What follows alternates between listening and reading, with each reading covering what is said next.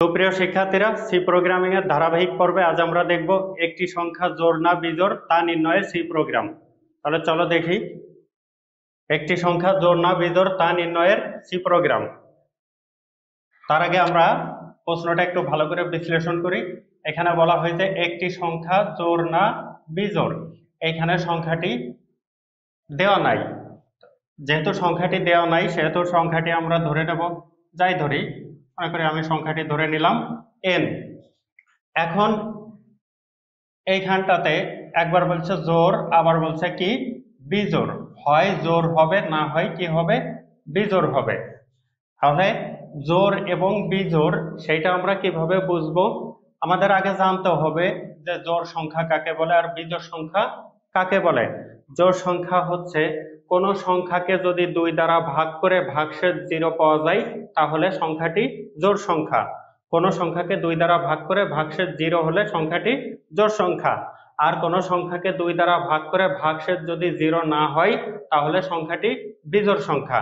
তাহলে জোড় আর বিজোড়ের সংখ্যাটা আমরা জানলাম। তাহলে একটা সংখ্যা আমরা ধরে নিচ্ছি কি n। এইবার আমরা চেক করব যে n সংখ্যাটা জোড় নাকি বিজোড় সেটা। আর ওটা কিসের মাধ্যমে দেখব? এটা সি প্রোগ্রামিং এর মাধ্যমে দেখব। তাহলে আমরা শুরু করি। Hash include stdio dot h, এটা হচ্ছে হেডার ফাইল ইনপুট এবং আউটপুটের, অর্থাৎ স্ক্যানএফ এবং প্রিন্টএফ এর header file. include stdio dot h, এরপরে কি মেইন প্রোগ্রাম শুরু।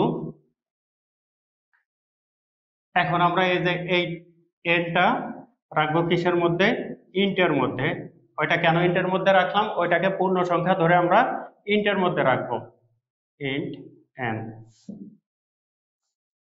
তারপরে দেখো, আমরা গত ক্লাসগুলো করেছিলাম সি প্রোগ্রামিং এর, তখন আমরা এইখানে যে প্রথম যে প্রিন্টএফ এর কাজটা সেটা করছিলাম না। আজকে আমরা ওইটা দিয়ে দেখাবো যে স্ক্যানএফ এর আগে একটা প্রিন্টএফ এর কাজ আছে, সেটা দিয়ে কিভাবে হয় সেটা আজকে আমরা দেখব। আমরা গত ক্লাসে যে সি প্রোগ্রামটা করেছি সেইগুলোর আগে কিন্তু আমরা প্রিন্টএফ এ যে প্রথম যে প্রিন্টএফ সেই প্রিন্টএফ এর কাজটা করি নাই। আজকে আমরা দেখাবো এটা কিভাবে করতে হয়। তাহলে দেখো এখানে প্রিন্টএফ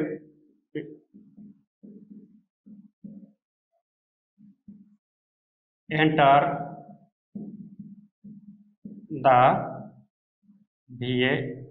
value of n, এখানে কলম দিতে পারো, ইকুয়ালও দিতে পারো, এরপরে কি ইনভার্টেড কমা শেষ, ব্র্যাকেট শেষ, semicolon. Enter the value of n মানে কি প্রোগ্রামার ইউজারের কাছ থেকে n এর মানটা চেয়ে নিচ্ছে। প্রোগ্রামার ইউজারের কাছ থেকে কি করতেছে? n এর মানটা চেয়ে নিচ্ছে, এটাই। এরপরে আমরা করব ইনপুট নেওয়ার কাজ। ইনপুটটা আমরা কিসের মধ্যে নেব? ইনপুটটা আমরা নেব হচ্ছে স্ক্যানএফ ফাংশনের মধ্যে। দেখো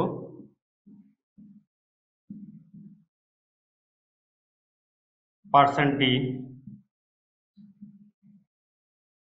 এই যে এইটা নেব আমরা। এই যে n ভেরিয়েবলটা আমরা এখানে রাখছি, কিসের মধ্যে রাখছি? ইন্টের মধ্যে রাখছি, যার কারণে এখানে %d লিখছি। তারপরে ampersand, এই যে এটা আমরা কি হিসাবে নেব? ইনপুট হিসাবে n। এরপরে দেখো আমাদের ইনপুটের কাজ শেষ। এখন আমরা দেখব, চলে আসে আমরা প্রশ্নে, বলছে যে একটি সংখ্যা জোড় না বিজোড়। সংখ্যাটি জোড় না বিজোড় সেইটা আমরা চেক করব এখন কিসের মাধ্যমে? এই যে কন্ডিশনের মাধ্যমে। কন্ডিশন দিয়ে আমরা কি করব? ওইটারে চেক করব, দেখব যে n কে 2 দ্বারা ভাগ করলে ভাগশেষ 0 আসে কিনা। n কে 2 দ্বারা ভাগ করলে ভাগশেষ 0 আসে কিনা। এখন দেখো এই যে n, এটারে বলা হয় মডুলাস, অর্থাৎ এটা ব্যবহার করা হয় ভাগশেষ নির্ণয়ের জন্য। ভাগশেষ নির্ণয়ের জন্য কি ব্যবহার করা হয়? এইটা। আর ভাগ নির্ণয়ের জন্য ব্যবহার করা হয় এইটা। ভাগ করার জন্য ব্যবহার করা হয় এইটা, আর এইটা দিয়ে হচ্ছে ভাগশেষ বোঝায়, এটারে বলা হয় মডুলাস। ওইটা দিয়ে কি বোঝায়? ভাগশেষ। আর এই দেখো এইখানে কি ডাবল ইকুয়াল। ডাবল ইকুয়াল দিয়ে কি বোঝায়? ডাবল ইকুয়াল যদি শুধু ইকুয়াল থাকতো তাহলে কোনো কিছুর মান বোঝাতো, কোনো শুধু ইকুয়াল থাকলে কোনো কিছুর মান বোঝায়, আর ডাবল ইকুয়াল থাকলে কি বোঝায়? সমান বোঝায়। ডাবল ইকুয়াল দিয়ে কি বোঝায়? সমান বোঝায়। অর্থাৎ এই যে আমরা n কে যে 2 দ্বারা ভাগ করছি, অর্থাৎ যে একটি সংখ্যা আমরা n ধরে নিছি, সেই n কে 2 দ্বারা ভাগ করে যদি আমাদের ভাগশেষটা কি হয়?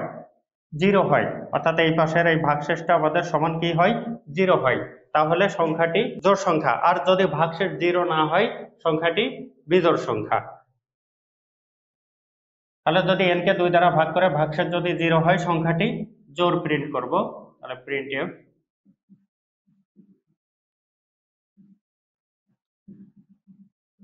the number num number is even, even, even মানে হচ্ছে জোড়, the number is even। এরপরে দেখো, যদি এখানে কথা হচ্ছে দুইটা, যদি n কে 2 দ্বারা ভাগ করে ভাগশেষ 0 হয় তাহলে সংখ্যাটি জোড়, অন্যথায় সংখ্যাটি বিজোড়। এবার আমরা দেখো, এই যে যদির কাজটুকু আমাদের করা হয়ে গেছে, এখন কি অন্যথায়? অন্যথায়ের ইংরেজিটা কি?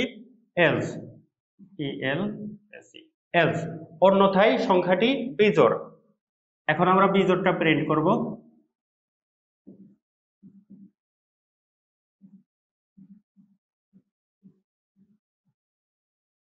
the number is odd,